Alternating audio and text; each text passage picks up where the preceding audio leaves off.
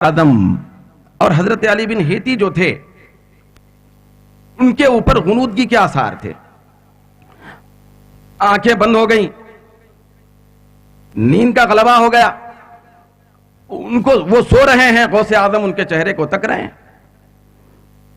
بڑی دیر کے بعد جب حضرت علی بن ہیتی نے آنکھ کھولا تو سرکار غوث اعظم نے کہا کہ اے علی بن ہیتی, مبارک ہو تمہیں جو ابھی اسی مجلس میں زیارت چہرہ مصطفیٰ ہوئی. سبحان اللہ سبحان اللہ سبحان اللہ.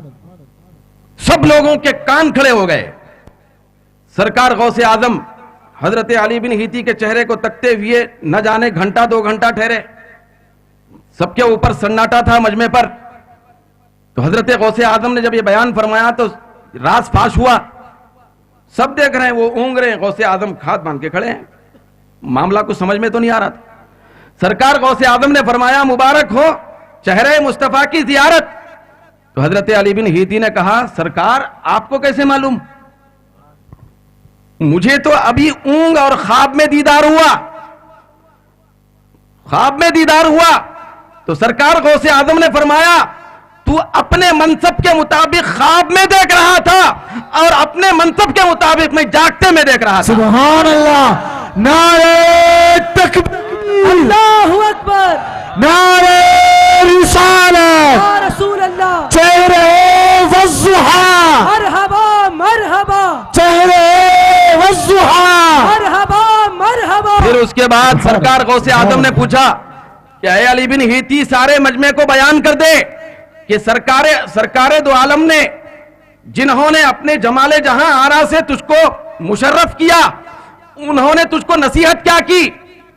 خواب کے عالم میں زیارت کے دوران نصیحت سرکار نے کیا کی؟ تو حضرت علی بن ہیتی کہتے ہیں خدا کی قسم ابھی اسی لمحہ میرے شیخ جاگتے میں مصطفیٰ کی زیارت جو کر رہے تھے اور مجھے عالم خواب میں زیارت ہو رہی تھی, سرکار مجھے نصیحت یہ کر کے گئے ہیں کہ کبھی بھی غوث اعظم کے دربار کو نہ چھوڑنا. سبحان اللہ سبحان اللہ سبحان اللہ. کبھی تو عبد القادر کے دامن کو نہ چھوڑنا, یہ نصیحت کر کے گئے ہیں. یہ عام کتاب کا حوالہ نہیں دے رہا ہوں میں, یہ مدارج النبوہ شیخ محقق کی محقق کتاب کا حوالہ ہے. سبحان اللہ سبحان اللہ. تو کہنے کا مطلب یہ ہے کہ رخ مصطفیٰ ہے وہ آئینہ, یا ایسا دوسرا آئینہ نہ ہمارے بزم خیال میں نہ دکان آئینہ ساز میں. سبحان اللہ سبحان اللہ. نہ دکان آئینہ ساز میں.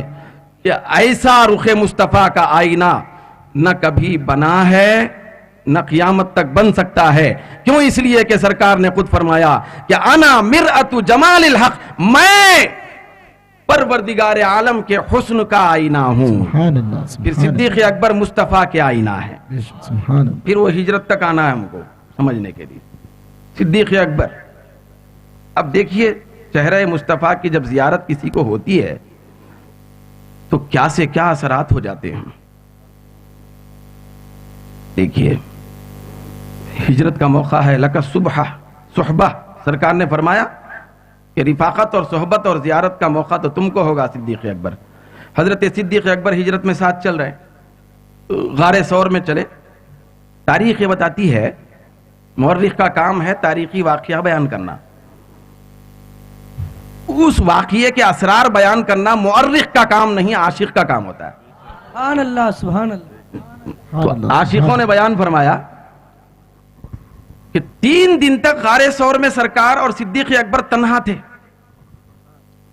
تیسرا کوئی نہیں تھا, اگر تیسرا تھا تو صرف خدا تھا. سبحان اللہ سبحان اللہ. قرآن میں آیا نا بھائی, سبحان اللہ. لا تحزن ان اللہ معنا. سبحان اللہ. تو صدیق اکبر اور مصطفیٰ دونوں غار ثور میں 3 دن تک رہے. دنیا یہ بیان کرتی ہے کہ آقائے دو جہاں صلی اللہ علیہ وسلم کے تعاقب میں کفار آ رہے تھے. ٹھیک ہے حضرت سراقہ بھی نکلے تھے, یہ ظاہری طور پر ایک منظر دنیا کو بتانا تھا, یہ واقعہ رونما ہو گیا. لیکن کیا 3 دن تک کفار مکہ اور مشرکین مکہ غار ثور پر پلاؤ ڈال کے بیٹھے تھے؟ 3 دن تک وہاں کفار مکہ सरकार कौनैन की ताक़ुब में और आपके इंतजार में थे? नहीं, वो तो आए, देखे, मकड़ी जाला डाल दिए, कबूतर अंडे दे रहे, यहां से चलो, चले गए। 3 दिन तक मुस्तफा की सोहबत और रिफाकत में सिद्दीक अकबर को मुस्तफा ने क्यों रखा? क्यों रखा? इसलिए रखा कि सिद्दीक अकबर को सरकार कौनैन गारे सौर की तन्हाइयों में वो कमाल अता फरमा रहे थे जिस कमाल पर खुद कमाल को हैरत है। सुभान अल्लाह, सुभान वो ये कि सरकार कौनैन अपनी खुसूसी सोहबत से नवाज कर, खुसूसी ज़ियारत से नवाजते हुए, खुसूसी रूयत से नवाजते हुए अपने हुस्नो जमाल का परतो मुकम्मल तौर पर सिद्दीक अकबर के चेहरे पे डाल रहे थे। सुभान अल्लाह, सुभान गारे सौर में 2 हस्तियां थीं। सिद्दीक अकबर मुस्तफा को तक रहे थे और मुस्तफा अपनी नूरानी नजरों को सिद्दीक अकबर के चेहरे पे डाल रहे थे। 3 दिन तक ये सिलसिला चला।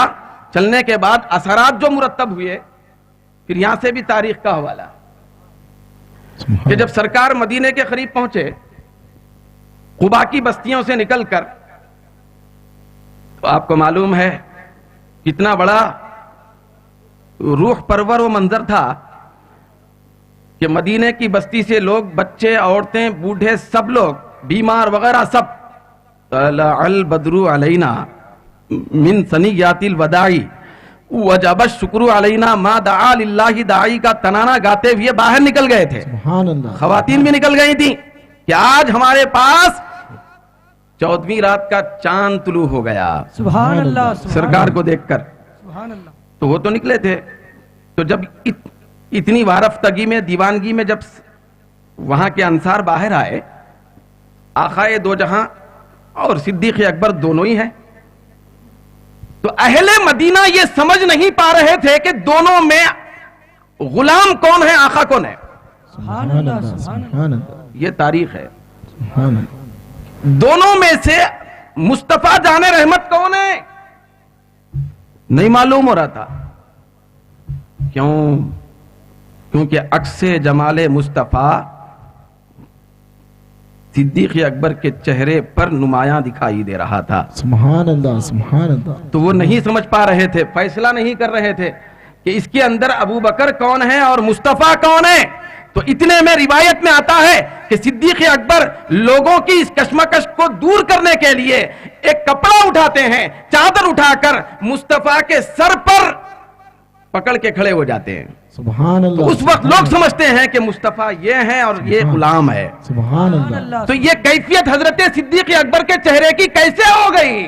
ये इसलिए हो गई कि मुस्तफा को देखना खुदा को देखना ठहरा और सिद्दीक अकबर को देखना मुस्तफा को देखना ठहरा। सुभान अल्लाह, सुभान अल्लाह। नारे तकबीर, अल्लाहु अकबर, नारे रिसालत, या रसूल अल्लाह।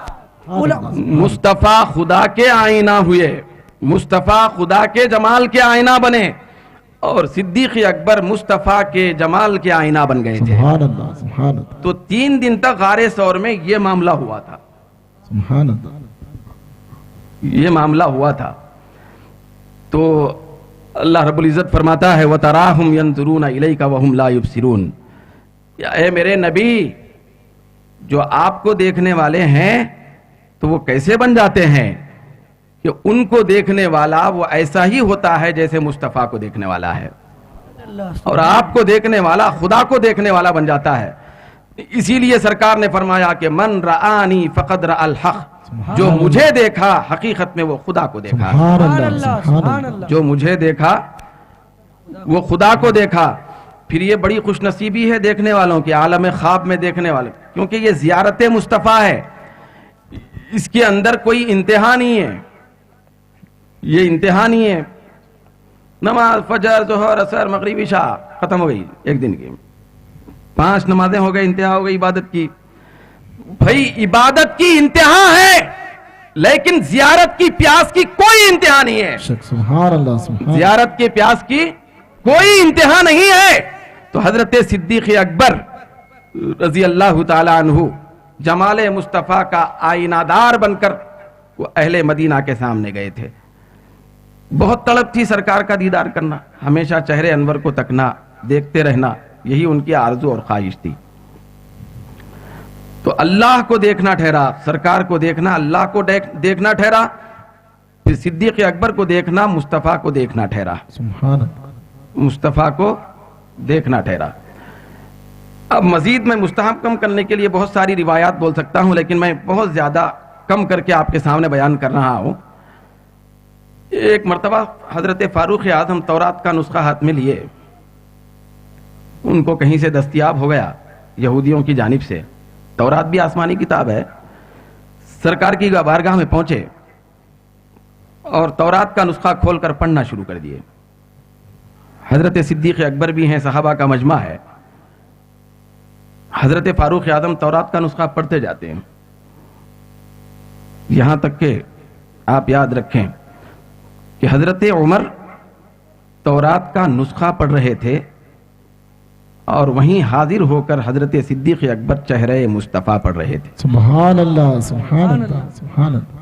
جب آقا کے چہرے پر غضب کے آثار نمایاں ہو گئے تو حضرت صدیق اکبر نے ان کو جھنجھوڑ کر کہا کہ اے ابو بکر, کیا نہیں دیکھتے, کیا تورات پڑھنے میں لگے ہو, ذرا چہرے مصطفیٰ کو بھی تو پڑھو. سبحان اللہ. تو سرکار کے چہرے انور پر غضب کے آثار تھے. تو حضرت فاروق اعظم نے جب یہ دیکھا, کیونکہ وہ تورات پڑھنے میں مگن تھے,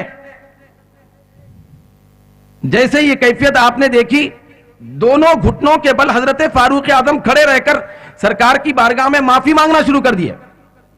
تو کہنا میں یہ چاہتا ہوں کہ تورات بھی اگر ملے, صدیق اکبر کا عقیدہ تھا کہ اگر آسمانی کتاب بھی ہاتھ میں آئے تو کتاب کو دیکھنا کمال نہیں, چہرے مصطفیٰ کو دیکھنا کمال ہے. سبحان اللہ, سبحان اللہ. زیارت مصطفیٰ کے پیچھے جانا ہے, کیوں اسی چہرے کے تصدق سے تورات بنی, اسی چہرے کے تصدق سے موسیٰ بنے, اسی چہرے کے تصدق سے عیسیٰ بنے, اسی چہرے کے تصدق سے انجیل کو اعلیٰ مرتبہ نصیب ہوا, اسی چہرے کے تصدق سے سارے نبیوں کی جماعت کو نورانیت ملی.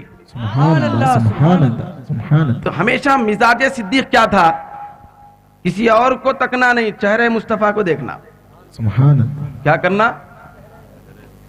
تو جیسے حضرت صدیق اکبر عاشقوں کے سردار ہیں, ویسے ہی زائرین جمال مصطفیٰ کے سردار ہیں. سبحان اللہ, سبحان اللہ.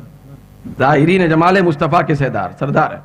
پھر یہ زیارت مصطفیٰ اتنی بڑی قیمتی دولت ہے کہ اس کے اوپر ساری عبادتیں, ساری دنیا, ساری آخرت, ساری جنتیں قربان.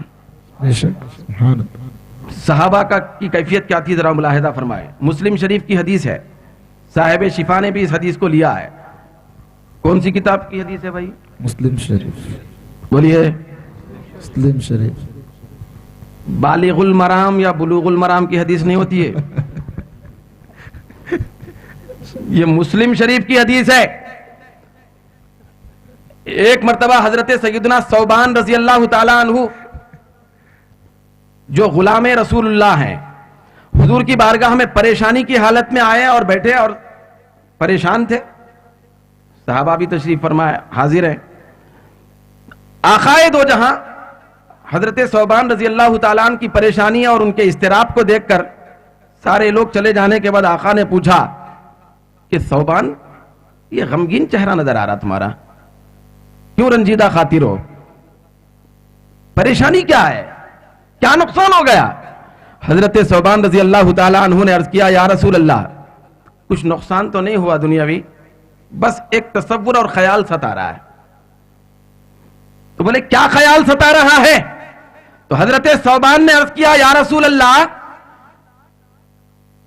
جب میرا انتقال ہو جائے گا پھر آپ بھی پردہ فرمائیں گے, قیامت سے گزر کر آپ کے صدقے میں اگر مجھے جنت مل بھی جائے تو میرا حال کیا ہوگا؟ سرکار نے کہا کیا حال ہوگا, پریشانی کی کیا بات ہے؟ حضرت ثوبان نے عرض کیا, یا رسول اللہ, جب تک آپ کے دربارے پر انوار میں بیٹھتا ہوں صرف چہرے وضحا کو پڑھتا ہوں, سبحان اللہ. آپ کے چہرے کو دیکھتا ہوں, بڑا لطف اندوز ہوتا ہوں. اگر ضروریات زندگی کے لیے یہاں سے نکلتا ہوں, گھر جاتا ہوں, بازار جاتا ہوں, تو اتنا بے قرار ہو جاتا ہوں تھوڑے سے فراق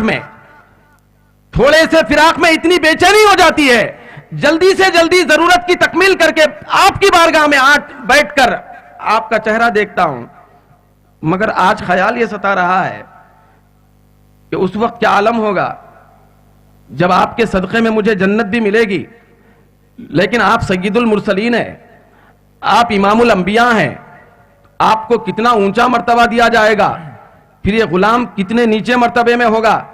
جنت تو مل جائے گی لیکن خیال یہ ستا رہا ہے کہ جنت میں آپ کے اونچے مرتبے کی بنیاد پر زیارت نہیں ہوگی، دیدار نہیں ہوگا، جنت کی حوریں ملیں گی، جنت کی نہریں ملیں گی، جنت کے باغات ملیں گے، جنت کا سامان ملے گا، جنت کی نعمتیں ملیں گی، یقیناً یہ سب آپ کے صدقے میں ملے گا، لیکن یا مصطفیٰ مجھے ایسی جنت نہیں چاہیے جس جنت میں آپ کی زیارت نہ ہو۔ یہ خیال ستا رہا ہے، مسلم شریف کی حدیث ہے، یہ خیال ستا رہا ہے، تو اسی خیال نے مجھے اتنا رنجیدہ بنا دیا ہے، حالت غیر ہے، کیا کروں۔ آقائے دو جہاں خاموش ہو گئے۔ سرکار اس وقت خاموش ہوتے تھے جب کسی غلام کی طرف سے سوال اٹھتا، تو خاموش اس وقت ہوتے تھے جب سرکار آنے والے جواب کو خدا کا جواب بنانا چاہتے تھے۔ سبحان اللہ، سبحان اللہ۔ کس کا؟ کیونکہ سرکار خود فرما دیتے تو مصطفیٰ کا جواب ہوتا تھا، تو حضور خاموش ہو گئے۔ بات بڑی نازک تھی نا، بات نماز کی نہیں تھی، بات عبادت کی نہیں تھی، بات دنیا کی کسی معاملت کی نہیں تھی، بات سید المرسلین کے حسن و جمال کی زیارت کی تھی۔ سبحان اللہ۔ بھائی اس زیارت کی تھی کہ جس زیارت کے خاطر صدیق اکبر مصلی چھوڑ کر پیچھے آ جاتے ہیں، سبحان اللہ۔ تو اس کی بات تھی، تو آقا خاموش ہو گئے۔ اب روایت میں آتا ہے کہ اتنے میں پروردگار عالم جبریل کو آیت دے کے بھیجتا ہے، سورہ نساء کی آیت اترتی ہے اور سرکار خاموش ہو کر خدا کا پیغام حاصل کر لیتے ہیں۔ حضرت جبریل اترتے ہیں اور کہتے ہیں کہ اللہ نے وہی نازل فرمائی کہ وَمَن يُطِعِ اللَّهَ وَالرَّسُولَ فَأُولَٰئِكَ مَعَ الَّذِينَ أَنْعَمَ اللَّهُ عَلَيْهِم مِّنَ النَّبِيِّينَ وَالصِّدِّيقِينَ وَالشُّهَدَاءِ وَالصَّالِحِينَ وَحَسُنَ أُولَٰئِكَ رَفِيقًا۔ سبحان اللہ، سبحان اللہ، سبحان اللہ۔ وَحَسُنَ أُولَٰئِكَ رَفِيقًا۔ سبحان اللہ۔ کتنی بڑی سنگت اور کتنی بڑی صحبت، کتنی پیاری رفاقت ہے، یہ خود خدا بیان فرماتا ہے۔ تو حضرت جبریل یہ آیت لے کے اترتے ہیں جس کا مضمون یہ ہے کہ سرکار خاموش ہو گئے ان کے سوال پر، تو اللہ نے وہی نازل فرمائی کہ اے میرے محبوب، صرف صوبان کا سوال نہیں، قیامت تک آنے والے سارے امتیوں کا سامان ہے۔ سبحان اللہ، سبحان اللہ، سبحان اللہ۔ صرف صوبان تیرا عاشق نہیں، صرف صوبان تیرے حسن و جمال کو تکنے والا نہیں ہے، چل صوبان کے توسط سے تیرے آنے والے چاہنے والے سارے مشتاقان رویت کو بڑا سامان دے دیتا ہوں۔ سبحان اللہ، سبحان اللہ۔ اللہ نے وہی نازل فرمائی، تو اس میں یہ مژدہ سنایا گیا کہ جو بھی اللہ اس کے رسول کی محبت رکھ کے اطاعت کریں گے تو ان لوگوں کا حشر سید المرسلین کے ساتھ ہوگا، سبحان اللہ، نبیوں کے ساتھ ہوگا، شہداء کے ساتھ ہوگا، پھر وہ جنت میں صالحین کے ساتھ ہوں گے۔ تو اس وقت حضرت ثوبان رضی اللہ تعالیٰ عنہ کو اطمینان ہو گیا، سبحان اللہ۔ خوش ہو گئے، چلو میرا سامان ہو گیا۔